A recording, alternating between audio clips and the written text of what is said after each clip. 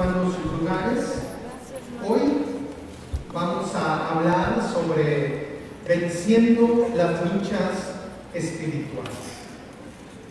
Hace unos días que nos vimos, hablamos de que nuestra primera batalla, nuestra primera lucha, tiene que ver contra nosotros mismos, contra nuestra naturaleza que se opone, que nos estorba para poder experimentar toda la gracia y el favor que Dios tiene para nuestras vidas.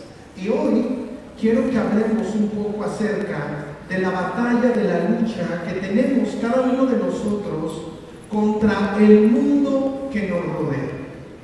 Y cuando me refiero al mundo, no estamos nosotros hablando de la creación, porque la creación es una obra de Dios maravillosa, hermosa.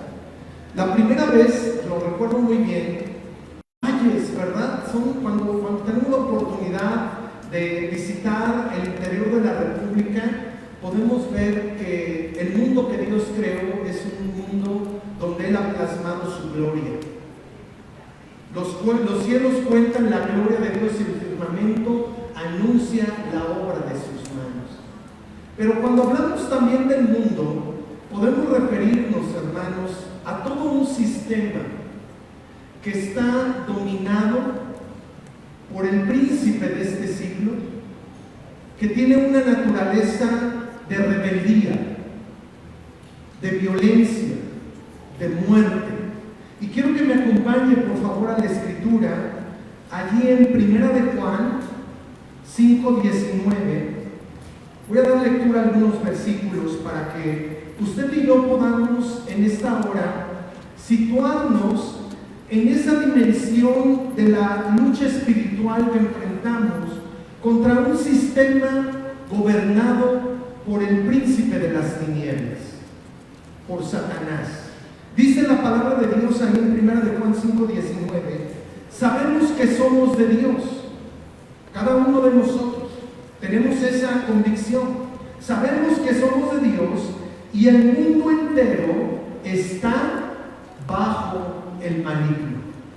El mundo entero, toda ideología, toda filosofía, todo sistema humano está dirigido, está sometido bajo la autoridad del príncipe de este siglo, bajo el reino de las tinieblas.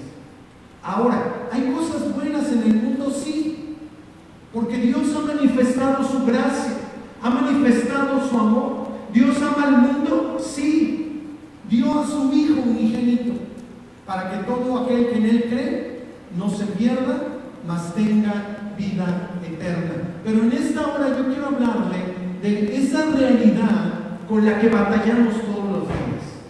Enfrentarnos ante un mundo que no quiere nada de Dios, ante un mundo de oscuridad.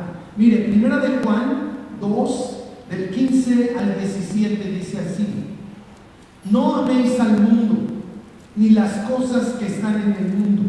Si alguno ama al mundo, el amor del Padre no está en él.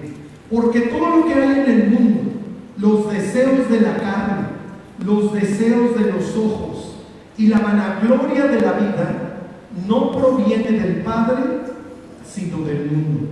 Y el mundo pasa y sus deseos, pero el que hace la voluntad de Dios permanece para siempre.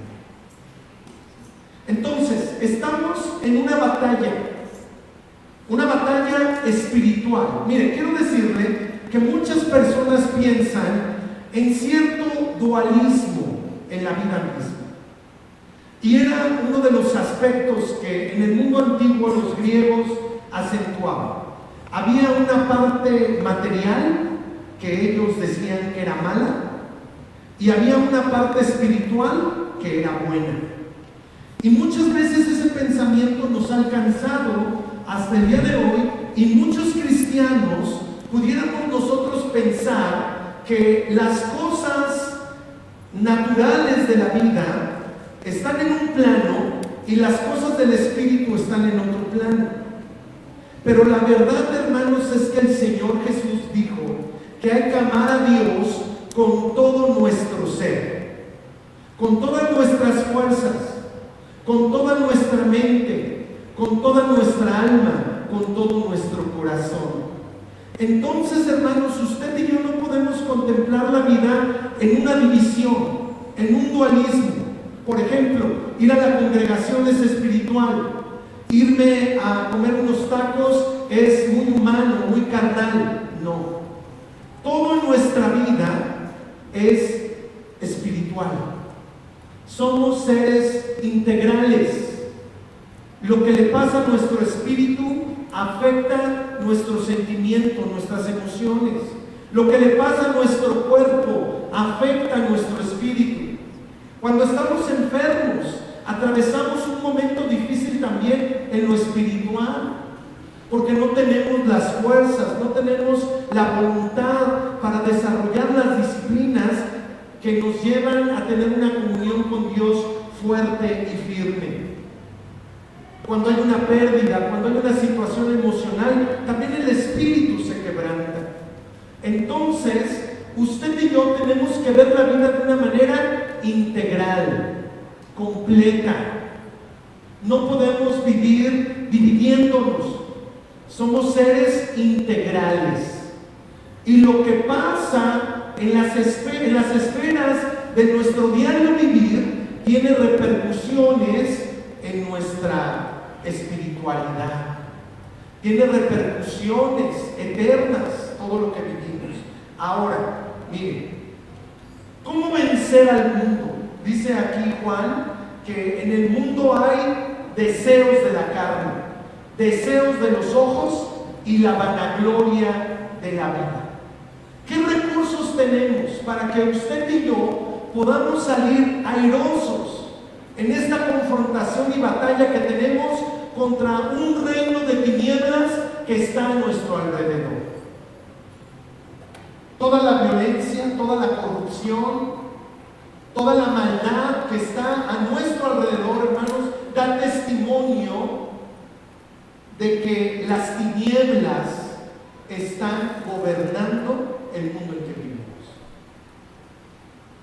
Pero usted y yo, como hijos de Dios, tenemos recursos de parte del Padre para poder ser victoriosos en esa batalla contra los sistemas malignos, malvados, corruptos de este mundo. Y quiero que me acompañe, por favor, primeramente a Efesios 6:10. Es una cita que leímos hace unas semanas y es lo primero que necesitamos recordar, que usted y yo necesitamos para ser victoriosos en cada batalla que enfrentemos en nuestra vida. Efesios 6:10 dice así: por lo demás, hermanos míos, fortaleceos en el Señor y en el poder de su fuerza. Lo primero que necesitamos es fortalecernos en Dios, o más bien dicho, que Dios nos fortalezca, porque es una obra que Él realiza en nosotros. Cada vez que tenemos intimidad con Dios, que tenemos comunión con Dios, Él viene a fortalecer nuestra vida. Él viene a fortalecer nuestro ánimo. Él viene a fortalecer nuestras emociones. Él viene a fortalecer nuestro cuerpo. Es una obra poderosa de Dios de una manera integral. Cuando usted y yo buscamos a Dios, recibimos la fortaleza que necesitamos para seguir adelante día tras día. Y cada mañana, cada tarde, cada noche, usted y yo necesitamos ir a Dios para recibir la fortaleza que viene de Él. Reiteradas ocasiones el apóstol Pablo le dice a la iglesia que nos fortalezcamos en el Señor, que nos esforcemos, que nos hagamos fuertes en la gracia que es en Cristo Jesús. Ahora, Mateo capítulo 4, por favor, a partir del versículo 8. En estos versículos podemos notar lo segundo que necesitamos para vencer las luchas espirituales en este plano del sistema del mundo en que vivimos, y es por medio palabra de Dios. La palabra de Dios, hermanos, es una arma, es un recurso que todo cristiano necesita para salir victorioso en medio de todo ataque violento que este mundo tenga para su vida. Estamos expuestos. No somos del mundo, pero estamos en el mundo. Y todo lo que ocurre en nuestro entorno nos va a afectar de una manera u otra. Y es por eso que usted y yo necesitamos tomar los recursos espirituales para vencer en medio de esta batalla contra el reino de las tinieblas. Dice Mateo 4:8, en el contexto de la tentación después de 40 días de ayuno que nuestro Señor Jesucristo tuvo en el desierto. Dice así la palabra: otra vez le llevó el diablo, hablando de Jesús, a un monte muy alto y le mostró todos los reinos del mundo y la gloria de ellos. Fue un momento de lucha, de batalla de nuestro Señor Jesucristo en contra del maligno, en contra del gobernador de este mundo. Y mire que la palabra de Dios dice en el 9, y le dijo, Satanás hablando con nuestro Señor Jesucristo, todo esto te daré si postrado me adoras. Entonces Jesús le dijo, vete, Satanás, porque escrito está, al Señor tu Dios adorarás y a Él solo servirás. Lo que el Señor Jesús está haciendo es tomar la palabra de Dios que el Señor le había dado a su pueblo desde los días de Moisés, allá en Deuteronomio, para hacerle frente a esta tentación que el maligno estaba trayendo sobre su vida. Todos los reinos, toda la gloria de ellos son para ti. Todas las riquezas, todo el poder, todo el reconocimiento, todo lo que el hombre puede buscar va a ser tuyo. Ese fue el ofrecimiento. Si postrado me adoras. El mundo sigue ofreciendo tantas cosas a los cristianos. El mundo sigue haciendo propuestas a cada uno de nosotros para que seamos controlados y gobernados por esos sistemas de rebelión contra Dios. Porque usted y yo sabemos que Satanás es un rebelde, es un mentiroso, es alguien que trae muerte y destrucción. Y es por eso que el Señor Jesús toma la palabra de Dios para hacerle frente a estas propuestas que el enemigo le está haciendo. Y es ahí donde yo quiero que reflexionemos un poquito. ¿Dónde está la palabra de Dios en nuestra vida? ¿Dónde está el consejo de Dios para cada uno de nosotros? Somos hombres y mujeres que conocen la Escritura. Somos hombres y mujeres diligentes en el conocimiento de la palabra de Dios. La palabra de Dios está en nuestro corazón. La palabra de Dios está en nuestro pensamiento. La palabra de Dios está en nuestros labios. La palabra de Dios tiene que ser, hermanos, para cada uno de nosotros el alimento diario que edifica nuestra vida. Así como nuestro cuerpo tiene necesidad del alimento físico, nuestro espíritu, nuestra vida en Dios, en Cristo, tiene necesidad de recibir la palabra. Es por medio de la palabra que usted y yo vamos a hacer frente a todo lo que el mundo traiga sobre nuestra vida, a toda ideología ideología, a todo pensamiento, a toda manera de vivir, hermanos, la tenemos que confrontar con el poder de la palabra de Dios, con la verdad de la palabra de Dios. Y usted y yo, hermanos, necesitamos reafirmar en este tiempo nuestro conocimiento de la palabra de Dios, de las Escrituras. Escudriñad las Escrituras, dijo nuestro Señor Jesucristo. ¿Cuánto tiempo ha pasado que no has leído la palabra de Dios de una manera diligente, con hambre, con sed de que Dios hable a tu vida? A veces pasan días, a veces pasan semanas, o pueden pasar meses y no tenemos nosotros, hermanos, un conocimiento mayor, amplio, profundo de la palabra de Dios. Pregúntale a los que están a tu alrededor en esta hora, ¿cuándo fue la última vez que leíste la Escritura? Pregúntale. ¿Cuándo fue el último libro que terminaste de leer? Génesis tiene 50 capítulos y lo podemos leer en 3 días. ¿Cuándo fue la última vez que leíste un evangelio? ¿Cuándo fue la última vez que fuimos diligentes en el estudio de la palabra de Dios?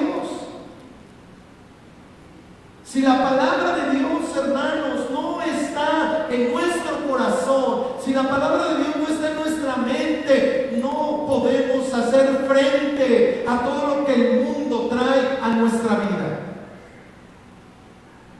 La palabra de Dios es la palabra del Espíritu. Ahí en Efesios capítulo 6, de toda la armadura que menciona el apóstol Pablo, el elemento ofensivo que él describe, el único, es la palabra. Y es la palabra de Dios. Usted y yo, hermanos, necesitamos ser una comunidad que conoce las Escrituras. Ahora, si usted y yo nos fijamos muy bien en esos momentos de la tentación que Satanás trajo sobre nuestro Señor Jesús, Satanás también cita las Escrituras, pero la cita de una manera perversa, equivocada, mentirosa.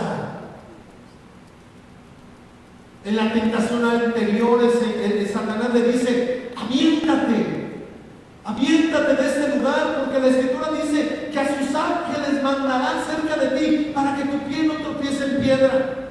Lo acabamos de leer en el Salmo 91 hace unos momentos en la oración. Y el Señor Jesús, que entiende, que comprende la verdad de las Escrituras, le dice, el Señor dice: no tentarás al Señor tu Dios.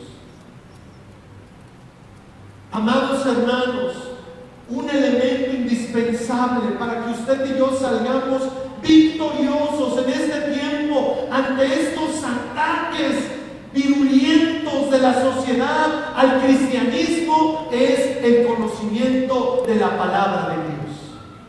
Yo quiero hacerles un llamado el día de hoy para que no perdamos, hermanos, esa disciplina de la lectura, de la meditación en la palabra de Dios. Que la palabra de Dios sea el anhelo de nuestro corazón cada día para conocerla. ¿Cuántos versículos aprendimos en esta semana?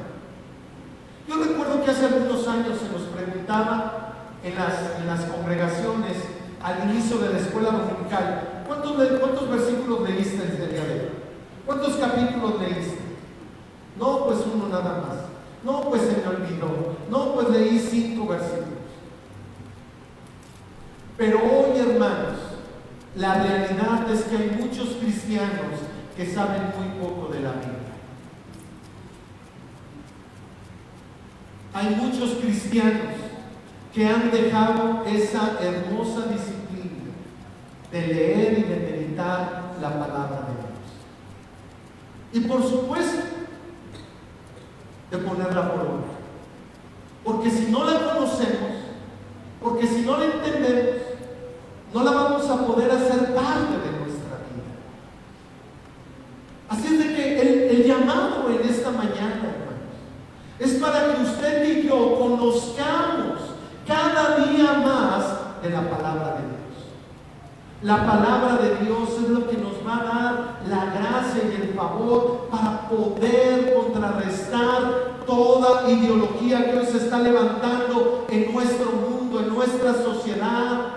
Ya lo que el mundo está viviendo, hermanos, está al salir de las puertas de nuestros hogares, está en las escuelas, está en los centros de trabajo, está en el mundo que nos rodea, y la única protección, el equipamiento que usted y yo tenemos se encuentra en el conocimiento de la palabra de Dios. Vamos a escudriñar su palabra, vamos a sumergirnos en el conocimiento de las Escrituras. Ahí está el testimonio de Dios, ahí está el consejo que necesita nuestra vida para vivir conforme a su voluntad. Este mundo nos quiere llevar a vivir sin Dios, sin ley, sin principios, sin valores, pero la palabra de Dios nos va a llevar a vivir conforme a la voluntad eterna de nuestro Creador, a vivir conforme a la enseñanza de Cristo, nuestro amado Salvador. Ahora, Primera de Juan, capítulo 5, versículo 4.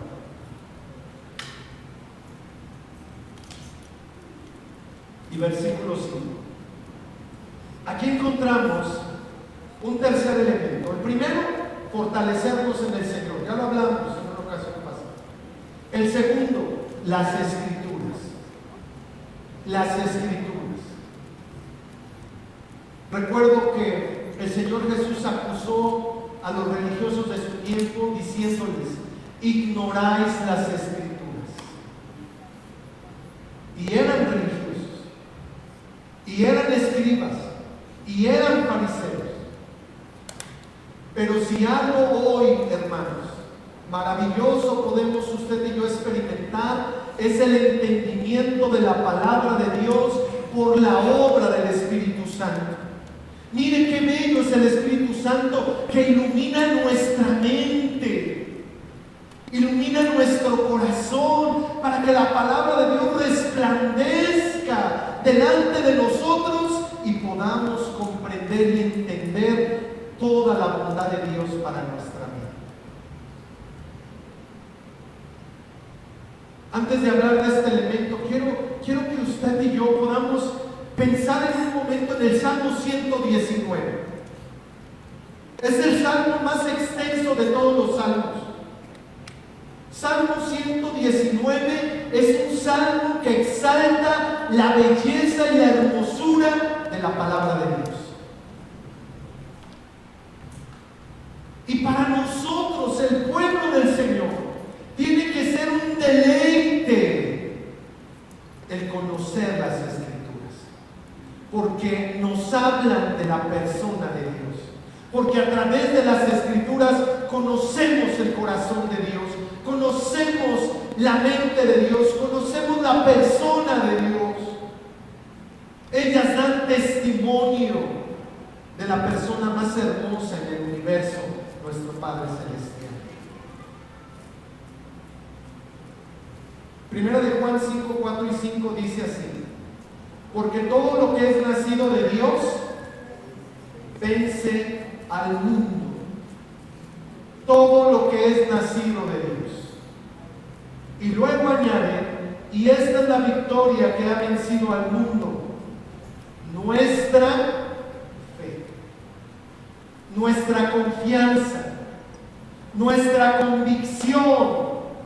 Lo que hemos creído acerca de nuestro Señor Jesucristo es un elemento fundamental para vivir en victoria. Dice el siguiente versículo a modo de pregunta: ¿quién es el que vence al mundo? ¿Quién? ¿Quién es el que va a estar firme? ¿Quién es el que va a estar de pie? ¿Quién es aquel que en medio de la batalla va a salir victorioso? Pues la palabra dice: sino el que cree que Jesús es el Hijo de Dios. El que cree es algo constante. El que pone su confianza, el que pone su esperanza cada día, cada momento en el Hijo de Dios, que es el Señor sobre todo. Es nuestra fe en Dios, es nuestra confianza en Dios la que nos va a dar, hermanos, victoria sobre todo lo que hoy enfrentemos en el mundo. El que cree habla de una persona que tiene constancia, una persona que en todo momento saca a relucir su confianza en Dios. En todo momento, en toda situación, usted y yo estamos llamados a confiar en el Hijo de Dios. Porque ¿saben qué? La realidad es que todo lo que hay en los cielos y todo lo que hay en la tierra está debajo de los pies de nuestro Señor Jesucristo. Y cuando tú y yo confiamos en Él, tenemos la victoria que Él consiguió por todos nosotros. Él venció a los principados, a las potestades. Él los exhibió públicamente, triunfando sobre ellos en la cruz del Calvario. Él venció a la muerte, se levantó de entre los muertos, y esa victoria es la victoria de todos nosotros. Pero necesitamos ser creyentes, no solamente simpatizantes, no solamente congregantes, sino verdaderos hombres y mujeres que han puesto su confianza completa, su confianza plena en las manos de Jesucristo. Aquella persona que le dice: Cristo, aquí está mi vida, la pongo en tus manos. Señor, aquí está mi vida, todo lo que soy y todo lo que tengo, Señor, te pertenece, y haz en ella todo lo que tú quieres. Alguien que proclama a Jesús, que cree en Jesucristo como Señor de su vida, es alguien que está dispuesto a morir por Él, a dar su vida por Él. El que vence es aquel que cree que Jesús es el Hijo de Dios. El Hijo de Dios. Entonces, estamos en una batalla contra el mundo que está bajo el maligno, bajo la maldad, bajo la corrupción. Y necesitamos fortalecernos en el Señor. Cada vez que usted y yo nos congregamos, el Señor derrama fortaleza sobre nuestra vida. Aunque no lo pidamos, Él viene y derrama de su Espíritu sobre cada uno de nosotros. Y su Espíritu, hermanos, nos tiene que llevar a que usted y yo hoy amemos su palabra. Amemos su palabra. Renovemos nuestro compromiso de conocer la palabra de Dios. ¿Cómo? ¿Cómo enfrentó el Señor Jesús esas tentaciones? Con el poder de la palabra. La palabra estaba en su corazón, estaba en su mente y estaba en sus labios.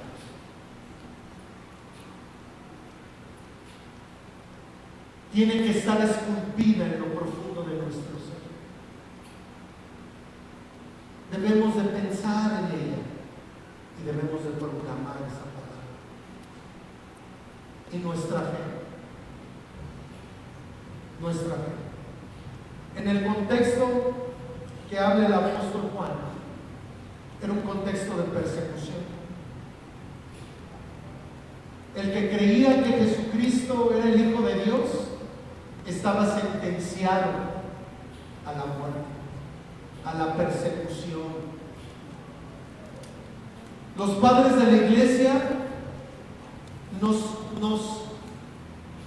nos han contado historias de tal magnitud, hermanos, como la que les voy a decir en esta hora.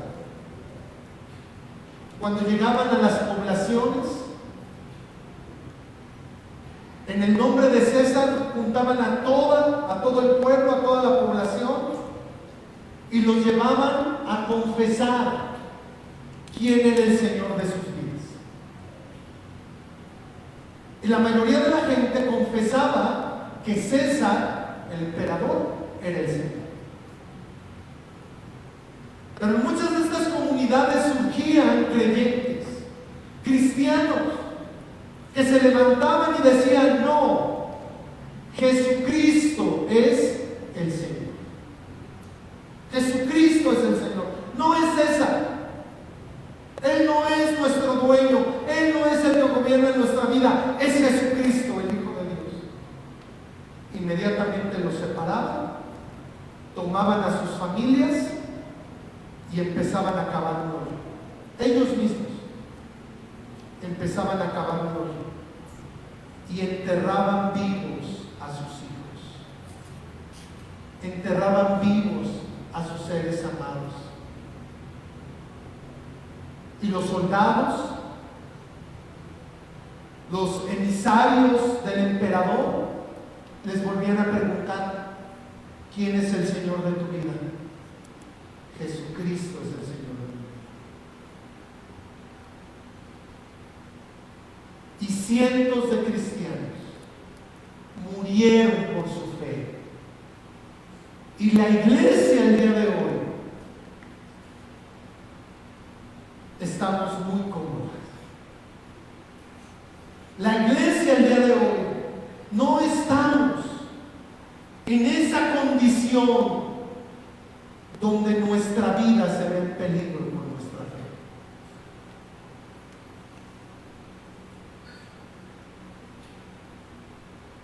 Quizá no de una manera así tan real y visible, pero cada día el mundo viene y nos dice: ¿quién es el Señor de tu vida? ¿A quién sirves? ¿A quién honras? ¿A quién estás adorando? Y muchos cristianos podemos sucumbir ante los deseos de este mundo, ante la vanagloria de la vida, ante los deseos de los otros. Pero fe es estar dispuesto, hermanos, a vivir la vida de Cristo en estos tiempos. Tener fe en Cristo es estar dispuesto a que Él sea el Señor de mi vida en todo lo que hago, en todo lo que soy, en todo lo que represento. Tu fe está a prueba el día de hoy. Mi fe está a prueba. Y necesitamos seguir creyendo que Jesucristo es el Señor. Y no podemos doblarnos ante nadie más. Y no podemos, hermanos, someternos ante alguien más. Jesucristo es el Señor de nuestra vida y lo que Él dice es lo que vamos a vivir. Lo que Él enseña es el fundamento de nuestra vida. Y nos va a costar y vamos a batallar, pero podemos lograrlo porque el Señor está con nosotros. Así es de que en esta hora quiero pedirles